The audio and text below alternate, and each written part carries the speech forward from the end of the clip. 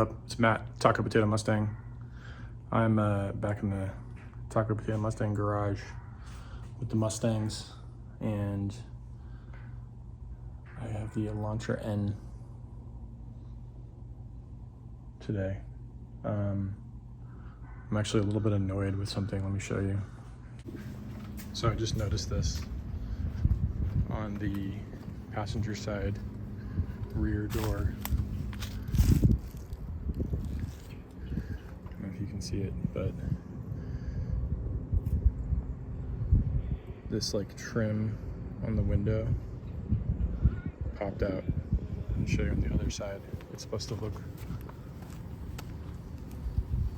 like flush, and that one's fine. I can't get this thing to, I'm still trying to figure out my gimbal thing, whatever you call it. I can't get, like if I just push down on it, it doesn't like stick. So I'm gonna have to take it to the dealership or something. I don't know. I'll probably look online and see if there's any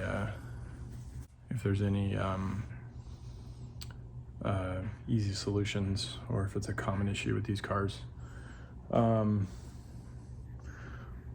Also, to follow up from my last Elantra N thing, I was gonna do the chip guards, at least the ones that I can do that don't have the 3M like double-sided tape, which I think is the rears, and I got a mini ratcheting screwdriver and bit set, so I should be able to do the rear chip guards without any issues. I mean, the temperature is not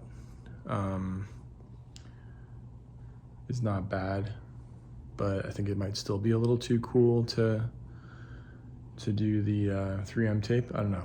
We'll see. I'll think about it. We're gonna ignore again how dirty this car is.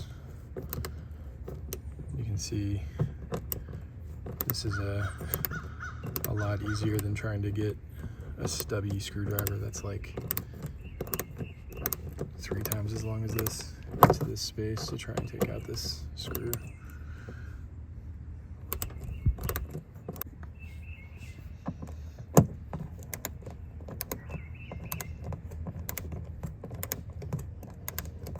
So you'll notice there's a third screw. Got the first 2 out. There's one up here too. In the instructions it says to remove all 3, and then there's 2 spacers for each side. So you only use the spacers in the bottom 2 when you put the screws back in. Here you can see why you don't need a spacer for the third hole. I don't know if you can actually see here, since the lighting is kind of bad, but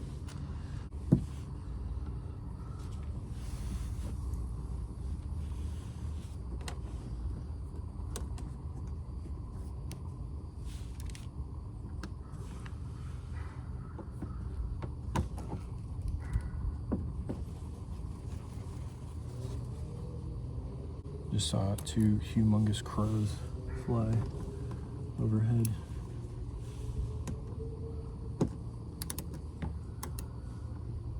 I'm going backwards. Perfect.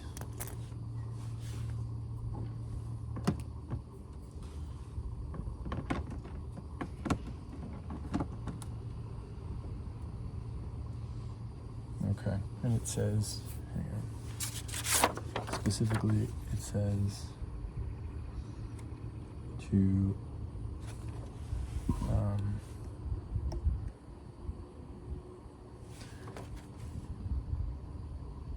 place the spacer, the guard, and then replace the screw, being careful not to over tighten. Repeat for the rest of the hardware. Enjoy the new look and protection of Megachip guards. Okay.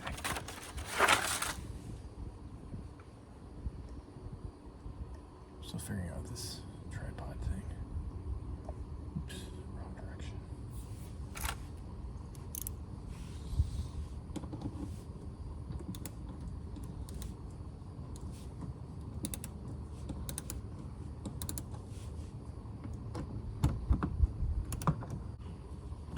Hopefully this doesn't reduce my fuel economy. Okay, I'm trying to and not over tighten.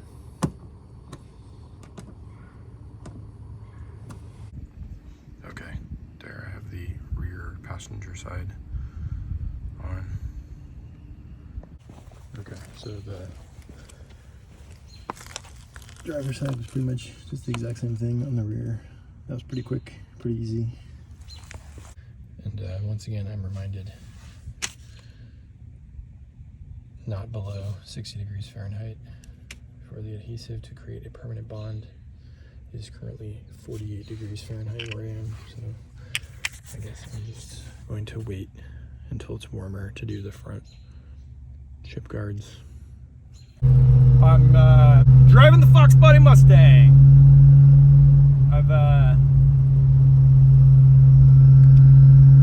I've been driving the Elantra N a lot for the past, like, well, I mean, I've had it for almost, I guess about 3 months now. And I drive the Mustangs like maybe like every other weekend when I have time to get down here. And it's I think the thing that I'm still kind of learning, because I've never owned a turbo car before, so I think the thing that I'm still kind of like getting used to, or like trying to like learn better, is in the Elantra, the turbo, like the power doesn't just, and the power and the torque don't just like, they're not just there like from like a low RPM, which I think is much more obvious of the three cars, the Coyote Mustang, the Fox Mustang, and the Elantra N. Like, I think the instant torque, or the really good low end torque is most obvious in the Fox Body. And I think part of that is because the gearing has 410 rear end gears, and it's got like, I think it's over 300 pound-feet of torque. It's a pretty light car, but yeah, like, and I find myself in the Elantra like driving, at like a, I don't know, like a highway speed, and then downshift, and like in the upper RPM range, like you can really feel the power kick in with the turbo. And I'd say like at those moments, it feels like the Elantra N is probably quicker than the Fox Body, but from like a standstill, or from like a low, like first gear acceleration, it's like the Fox Body feels a lot more powerful. I think it's just because the sort of instant torque. And when I say instant torque, I'm not talking like electric vehicle instant torque. Like, that's a whole other level of bad shit. But cars that have better low end torque, small block V8s, like the original 5.0 from the Fox Bodies. Well, not original, whatever. Yeah.